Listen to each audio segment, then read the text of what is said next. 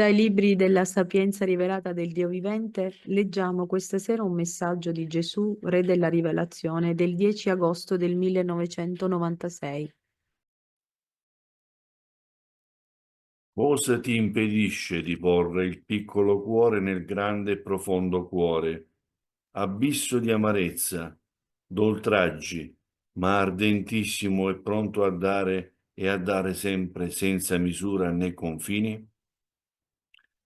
Nessuno scandalo ferma questa inenarrabile potenza d'amore che non conosce risparmio. Guarda e parla al mondo ancora della fonte inesauribile di pietà e misericordia, alla quale richiamo l'umanità intera ad ogni battito del cuore. Non serrate le vostre porte, io busso. Presto sentirete tale battito come campane in festa. Ma guai a coloro i quali, pur avendomi aperto una prima volta, irrompono nel mio divino silenzio con gli urti dei loro secchi no. Niente può fermare il mio amore, e così nessuno in seguito potrà più intercedere per questi. O creazione che ti vivifichi in una continua sodomia, io ti sto avvertendo. Presto tale anelito rivelatore cesserà e tu ti sentirai sola e disperata, e allora forse comprenderai di quanto ti sei privata. Dunque continuo a muovere il mio spirito, come un'enorme vela che solca gli oceani, poiché il mio cuore, grondante sangue, brama assetato, salvezza per voi tutti, sino agli ultimi. Sono il vostro sono il vostro Salvatore e patirò in croce fino al giorno in cui mi direte: siamo tuoi e a te ci consacriamo. Cari fratelli e sorelle, in questi giorni leggiamo nel Vangelo l'incontro sulla via di Emaus tra Gesù risorto e 2 dei suoi discepoli. Di questo incontro si dice che hanno visto Cristo risorto, ma non lo hanno riconosciuto perché il loro cuore era triste e quindi impedito di vedere Gesù nella luce. Infatti, vedere con gli occhi del corpo non significa necessariamente saper discernere con gli occhi dell'anima. Se vogliamo conoscere la profondità dei misteri di Cristo, dobbiamo penetrare, per così dire, nel cuore di Gesù. Leggiamo nel messaggio del 10 agosto 1996 il richiamo di Gesù durante il pellegrinaggio di Deborah a Paray-le-Monial. Disse Gesù: santifica il tuo cuore, donandolo al mio. Qui il Sacro Cuore indica la vera via della santità, donarsi a Lui. Contrariamente a quello che l'uomo di solito crede, cioè potersi santificare a modo suo, vivere il Vangelo seguendo vie secondo il suo sentire, camminare secondo le sue ispirazioni, Gesù richiama qui alla vera elevazione, uscendo dagli schemi puramente umani. Duri di cuore nel credere, disse Gesù ai discepoli di Emmaus, convinti che erano di aver nel Maestro un Salvatore del popolo, secondo una visione puramente umana. E come dicevano loro, noi speravamo che fosse Lui a liberare Israele. Anche nel messaggio odierno Gesù richiama a questa elevazione, a questo elevarsi, innalzarsi. Cosa ti impedisce di porre il piccolo cuore nel grande e profondo cuore, abisso di amarezza, d'oltraggi, ma ardentissimo e pronto a dare sempre senza misura né confini. La vera santità è dunque quella di aver il coraggio di mettere il nostro piccolo cuore nel suo cuore grande e profondo, come lo hanno fatto i veri figli di Dio, i grandi testimoni che sono i santi, per esempio Francesco, Marguerite Maria Alacoque, Padre Pio, Carlo Acutis, Suor Faustina, eccetera. Sono loro ad insegnarci le vie del cuore misericordiosissimo di Gesù, di cui faremo memoria nel giorno ottavo di Pasqua.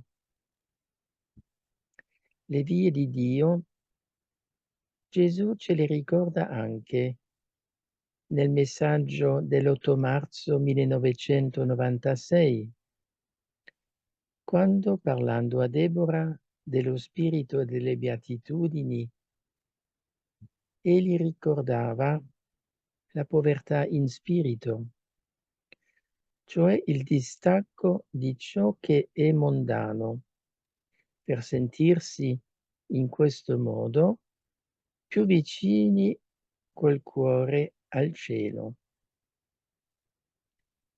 Parla ai discepoli come essere docili nelle difficoltà della vita e a sperare soltanto in Dio quando siamo afflitti e disperati. Gesù incoraggia a cibarsi e ad abbeverarsi in spirito della sola giustizia divina, più che del quotidiano alimento. Infine, chiediamo questa sera, fratelli e sorelle, a Gesù, alla sua divina misericordia, di aver il desiderio di aprirci sempre di più alla sua grazia e a non chiudere mai la porta del nostro cuore. Questo è ancora, questo tempo che abbiamo, lo abbiamo ancora per poco. È un tempo di grazia, un tempo di speranza,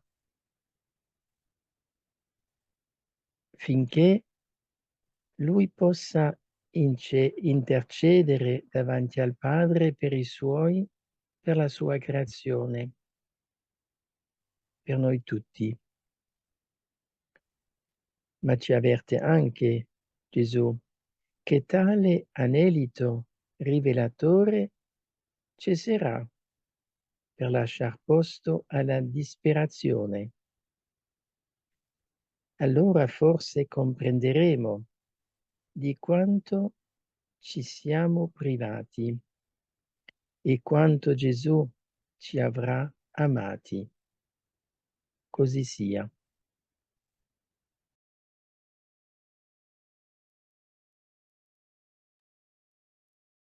Carissimi amici, adesso vogliamo condividere con voi una testimonianza che ci è giunta ehm, grazie all'olio benedetto, al suo beneficio. Ascoltiamo la diretta voce dell'interessata.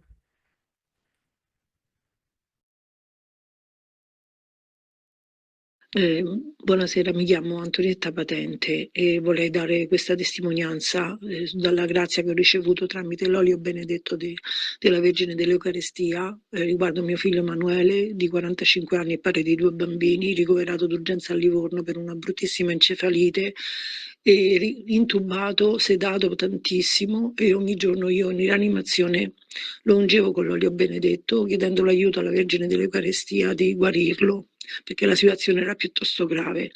E un giorno mi dimenticai l'olio a Roma, perché tutti i giorni facevo avanti e dietro, lo dimenticai, però mi ricordai che avevo un pezzettino di uvatta dei giorni prima che avevo imbevuto di quest'olio benedetto e che era secca oramai, però chiesi alla Madonnina di intervenire ugualmente, perché soprattutto perché vedevo questa traccia grande quanto un mignolo su tutta la fronte rossa, tutta punzecchiata, che si vedevano tutti i piccoli aghetti che erano stati messi per fare l'elettroencefalogramma, e quella mi faceva grande pena vedere questa riga rossa. Ho pensato veramente al grande dolore di Gesù e di Maria, quanto più grande fosse, e quindi ho chiesto veramente di poter intervenire su questa traccia, di fargliela togliere.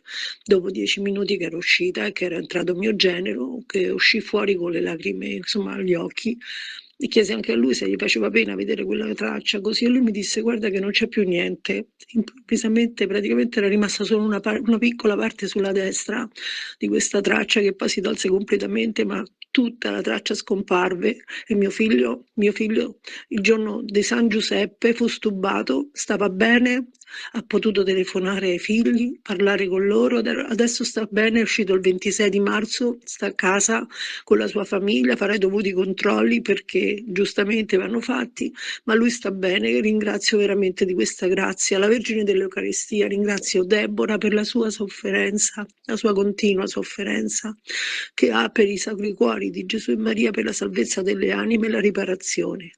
Buona preghiera a tutti. Resurrexi et ad hoc cum sum.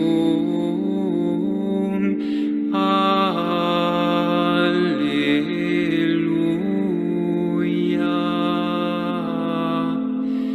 Possu isti super me, manum tuam. Alleluia.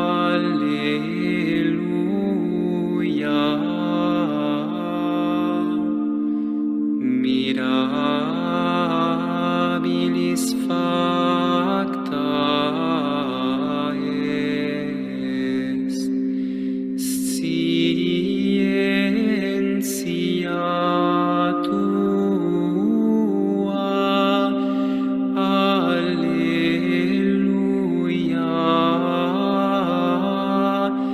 Alleluia.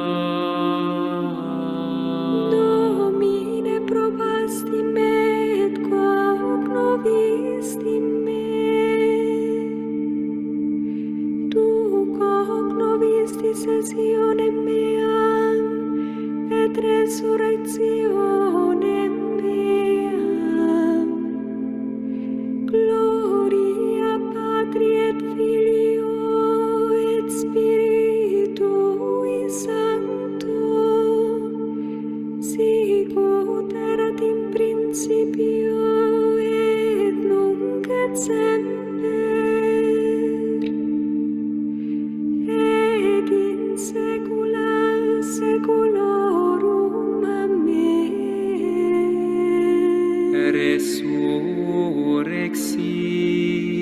Resurrexi et ad hoc cum sum.